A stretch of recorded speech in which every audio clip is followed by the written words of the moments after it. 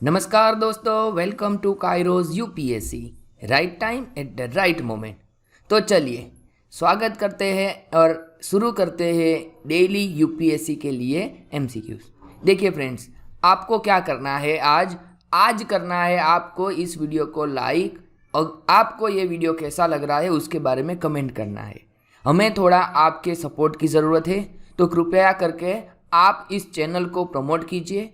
और इस चैनल में हम देखें तो आने वाले टाइम में आपको यूपीएससी की प्रिपरेशन के रिगार्डिंग बहुत सारे नए नए इनिशिएटिव देखने को मिलेंगे, लेकिन उसके लिए आपका सपोर्ट हमें सबसे पहले चाहिए।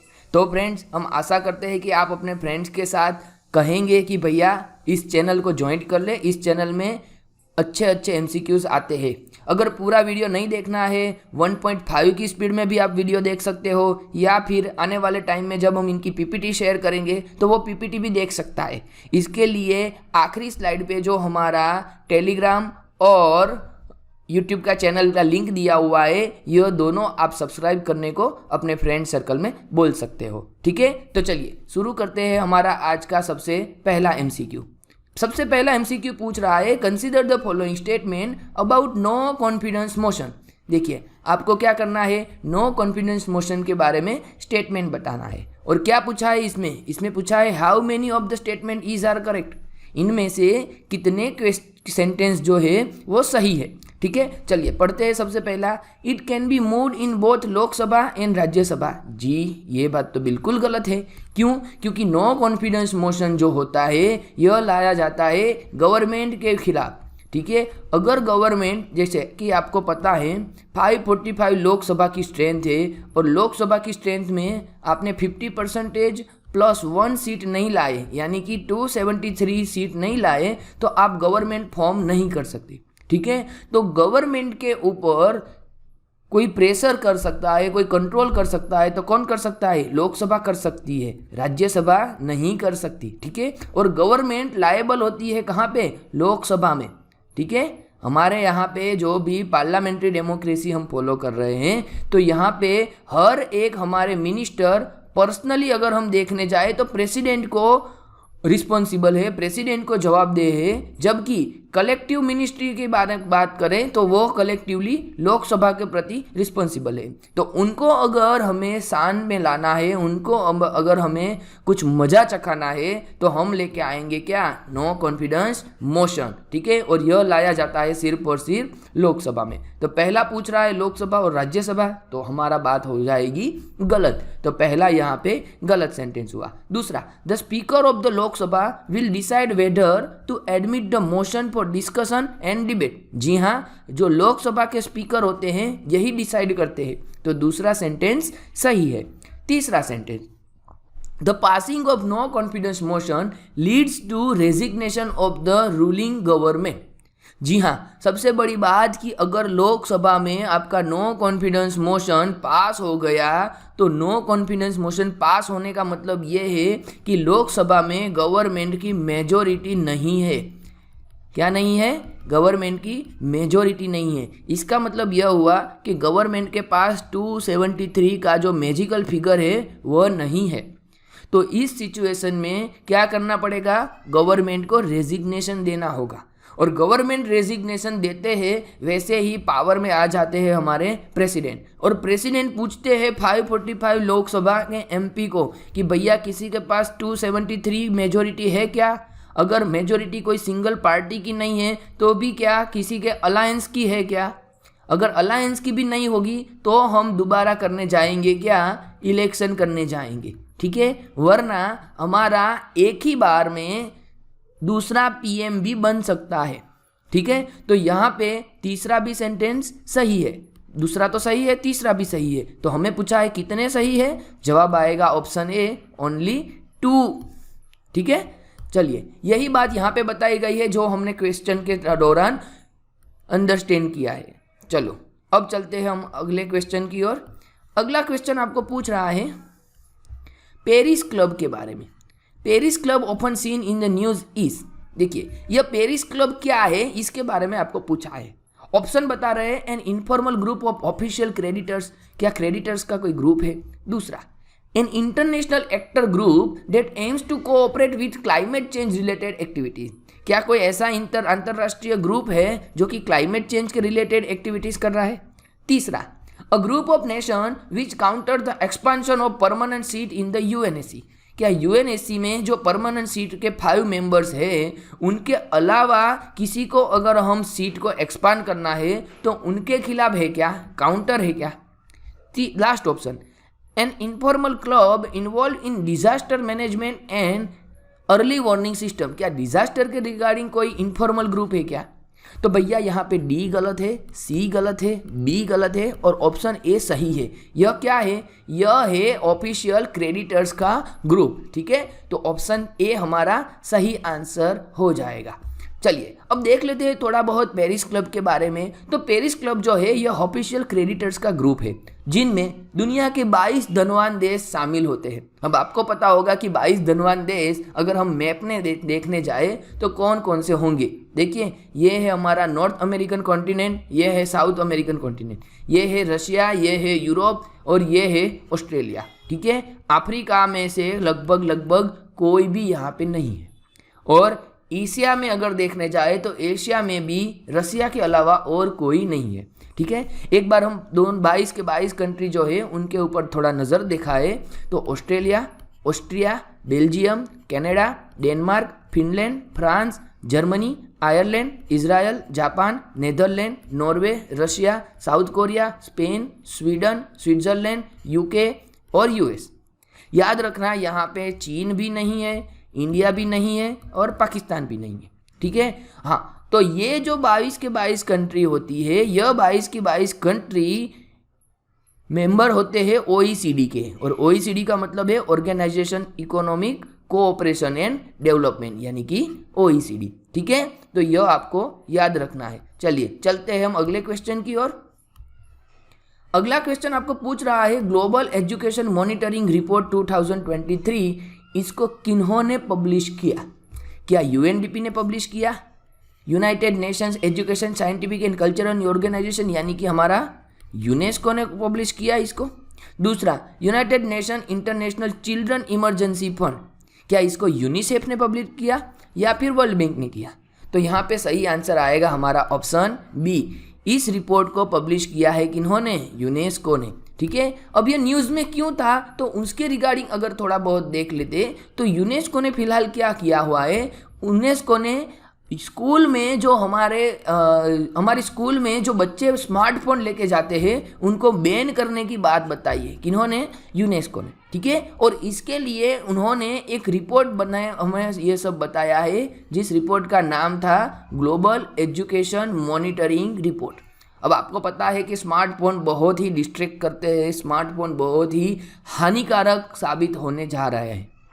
तो स्कूल के अगर बच्चों में ये अगर ज़्यादा हो गया तो इसकी जो लर्निंग कैपेसिटी होती है उसमें गिरावट आती है. तो इसी वजह से यूनेस्को इसके सपोर्ट में है कि भैया कुछ साल तक आप इसको स्कूल में बैन कर दीजिए, स्मार्टफोन लाने की बैन कर दीजिए स्कूल में. ठीक है, तो यह आपको जानना जरूरी था कि कौन सा रिपोर्ट था और किन्होंने लॉन्च किया था. ठीक है, चलो चलते हैं अगले क्वेश्चन की ओर. आपको पूछ रहा है consider the following statement with reference to bank for international settlements यानी कि BIS के बारे में. ठीक है, चलो सबसे पहला, the BIS is an international organisation founded in 1930 charge with fostering international monetary and financial corporation. दूसरा, the bank capital is held by central bank only including the RBI. ठीक है, और तीसरा, उसका हेडक्वार्टर जो है यह बेजेल में है, स्विट्जरलैंड में है. तो बिल्कुल सही बात है. अब आपको पता है कि 1928-29 के आसपास जब वर्ल्ड में एक मंदी छाई हुई थी, ठीक है, यह जब मंदी छाई थी तब सभी देश की सेंट्रल बैंक ने ऐसा सोचा कि भैया हम साथ में मिलके एक बढ़िया सा मैकेनिज्म बनाते हैं.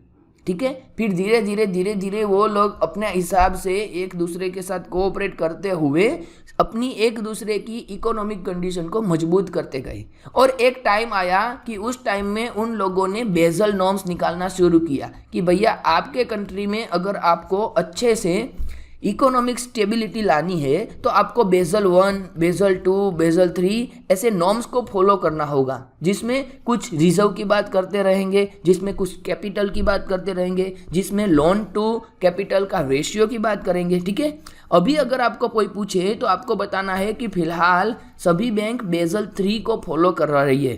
ठीक है, और यह बेसल 3 जो फॉर्म है यह आया था 2011 में।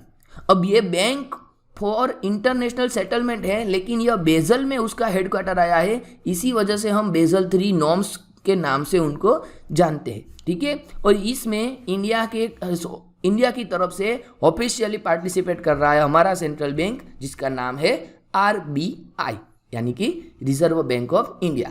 तो हमें यहाँ पे पूछा है how many of the sentence are correct, तो भैया यहाँ पे तीनों के तीनों करेक्ट है, तो all 3 are correct. The right answer will be C. ठीक है, जो बात मैंने आपको बताई वही सारी चीज़ यहाँ पे लिखी हुई है, तो यह आप वीडियो को यहाँ पे पॉज करके पढ़ सकते हो। चलिए चलते हैं अगले क्वेश्चन की ओर। आपको बताना है consider the following statement about mangroves. ठीक है, चलिए मैंग्रोव्स के बारे में आपको बताना है। Mangroves like desert plant store fresh water in thick succulent leaves. क्या यह डेजर्ट के प्लांट है और यह फ्रेश वाटर को स्टोर कर सकता है? दूसरा, mangroves are viviparous and have special roots called pneumatophores. ठीक है, माफ कीजिएगा अगर मेरा प्रोनाउंसिएशन कुछ गलत हो रहा है, लेकिन यह पूछ रहा है कि इसका विविपारस और उसके जो रूट्स होते हैं वो न्यूमेटोफोर्स के नाम से जाने जाते हैं। ठीक है, तो आपको बताना है करेक्ट सेंटेंस, तो भैया पहला भी सही है, दूसरा भी सही है, और सही होने की वजह से हमारा आंसर हो जाएगा ऑप्शन सी, यानी कि बोथ 1 और 2। चलिए देख लेते हैं ये न्यूज़ में क्यों था। तो न्यूज़ में इसीलिए था क्योंकि जुलाई 26 को हमने क्या सेलिब्रेट किया, international day for conservation of the mangrove ecosystem. ठीक है, और यह क्या होता है, तो भैया यह स्मॉल ट्री होता है या फिर श्रब होता है, जो कहाँ पे ग्रो होता है, यह ग्रो होता है हमारी कोस्ट लाइन के रिगार्डिंग। ठीक है, इनके जो रूट होते हैं यह सॉल्टी सेंटिमेंट्स और अंडर वाटर में होते हैं, जैसा कि आप यहाँ पे इमेज में देख रहे हो कि एक शैलो जो वाटर है उस शैलो वाटर के ऊपर इसके रूट्स डेवलप हुए हैं। ठीक है, हाँ एक और इमेज है जहाँ पे आपको अच्छे से पता चल जाएगा। देखिए इस इमेज में आपको दिख रहा होगा कि यहाँ पे जो भी आपका लैंड लेवल है, यह लैंड लेवल या वाटर लेवल जो भी है उससे ऊपर यह क्या कर रहा है, ग्रो हो रहा है।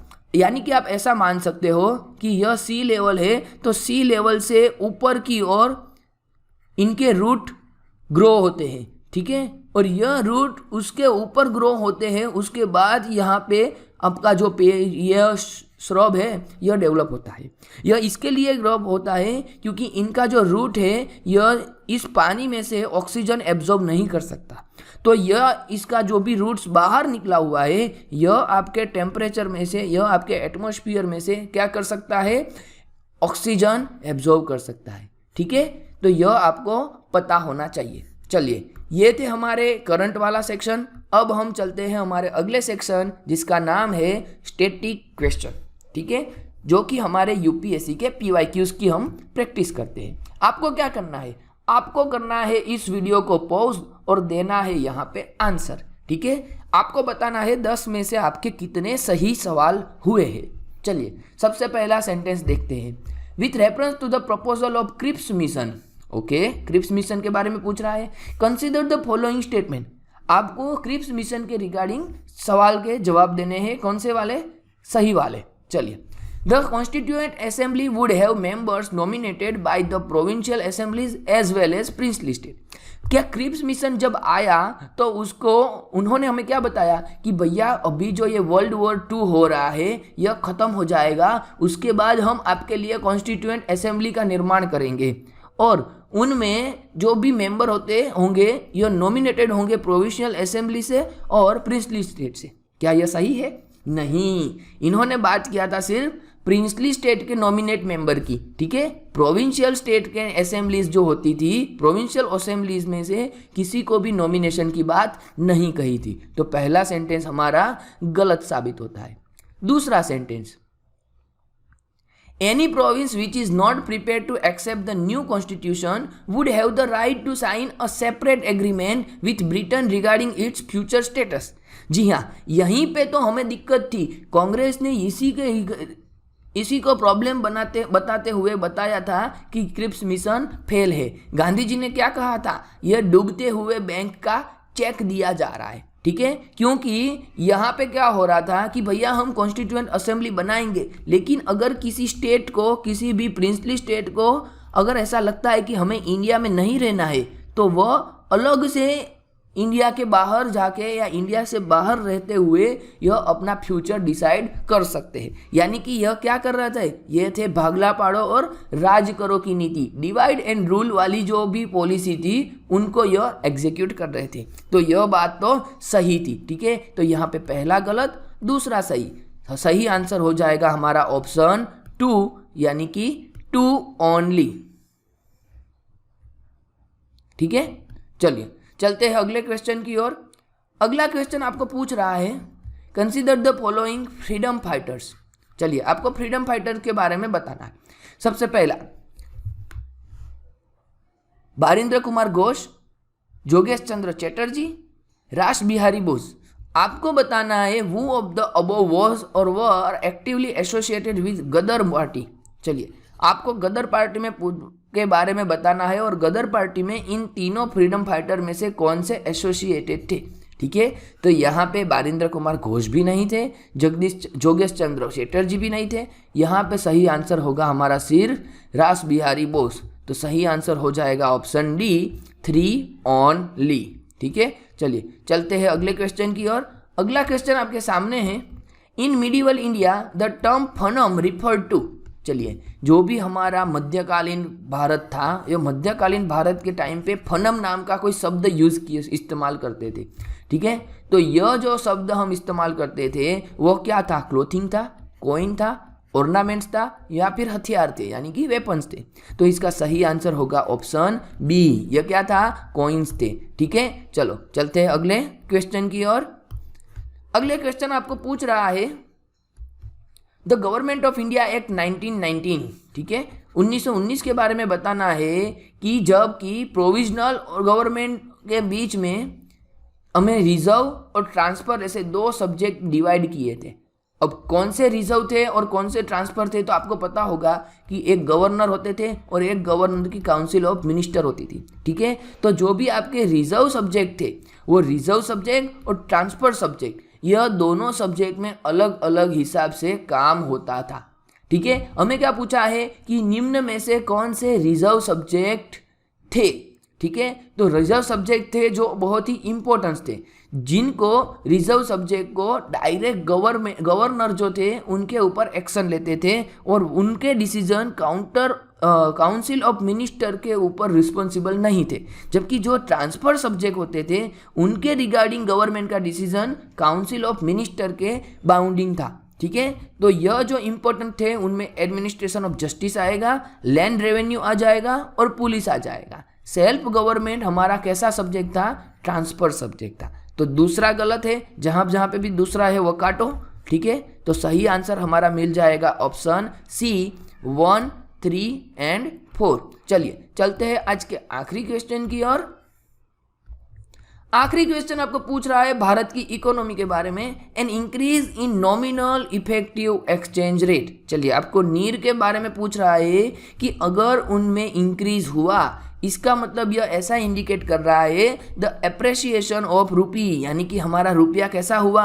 रुपया हुआ है हमारा मजबूत हुआ है, ठीक है। रूपी बिकम स्ट्रॉन्ग बता रहा है, ठीक है। तो क्या यह सही है? दूसरा, an increase in the real effective exchange rate, यानी कि rear indicates an improvement in trade competitiveness, ठीक है। अगर इंक्रीज हो रहा है हमारे रियर में तो यह इंडिकेट कर रहा है इम्प्रूवमेंट इन ट्रेड कॉम्पिटिटिवनेस। क्या यह सही है?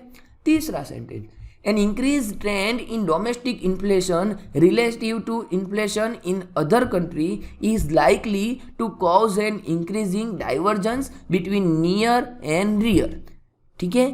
अगर यह बता रहा है कि आपके नीर जो है, यह नीर और रीर के बीच में हमारे लिए जो इन्फ्लेशन होता है, यह इन्फ्लेशन बहुत ही महत्वपूर्ण रोल अदा कर रहा है। ठीक है, तो अगर हमारा डोमेस्टिक इन्फ्लेशन बढ़ जाता है तो इसकी सीधी असर हमें यहाँ पे और यहाँ पे देखने को मिलेगी क्या? ठीक है, ऐसा बता रहा है। और इसके जो इन्फ्लेशन की जो ताकत होती है, इन्फ्लेशन के जो हमारे इंडिकेटर होते हैं, या नीर में से और रीर में से उसी का डिफरेंस बता रहे हैं। तो यहाँ पे बिल्कुल सही है। जो आपका रियर होता है, यह रियर को कैसे निकाला जाता है कि जो भी आपका नियर होता है, यानी कि nominal exchange effective exchange rate, उनमें से आपको इन्फ्लेशन बाद करना है। ठीक है, तो उससे हमें मिलेगा रियर मिलेगा। तो यहाँ पे पहला सेंटेंस सही है और हमारा तीसरा सेंटेंस सही है। लेकिन अगर हमारा रियर बढ़ रहा है तो रियर बढ़ने से ऐसा नहीं कह सकते कि भाई हमारा ट्रेड कॉम्पिटिटिवनेस बढ़ गया। ठीक है, तो ये हमारा गलत सवाल है। तो दूसरा सेंटेंस गलत है। जहाँ जहाँ पे भी दूसरा है उसको काटो। हमें पूछा है करेक्ट, करेक्ट होगा यहाँ पे ऑप्शन सी, यानी कि 1 and 3 ओनली। चलिए, ये थे हमारे आज के यूपीएससी के एमसीक्यूज। देखिए फ्रेंड्स, आपके सपोर्ट की हमें ज़रूरत है, तो आप हमारे यूट्यूब पे यानी कि काइरोस यूपीएससी चैनल को ज्वाइन करें, सब्सक्राइब करें, अपने फ्रेंड के साथ शेयर भी करें। ठीक है, और आप हमारे टेलीग्राम चैनल के साथ जुड़े रहें। हम वादा करते हैं कि आपको बहुत ही अच्छा कंटेंट यहाँ पे प्रोवाइड किया जाएगा, जो कि आपकी यूपीएससी की प्रिपरेशन और अगर आप कोई स्टेट पीसीएस की प्रिपरेशन कर रहे हो उसमें फ़ायदा होगा। ठीक है, और कोई इंक्वायरी है और कुछ पूछना है तो आप हमारा ईमेल आईडी पे मेल कर सकते हो, या फिर इस वीडियो के नीचे कमेंट में बता सकते हो। ठीक है, तो चलते हैं और मिलते हैं अगले वीडियो में। तब तक के लिए धन्यवाद।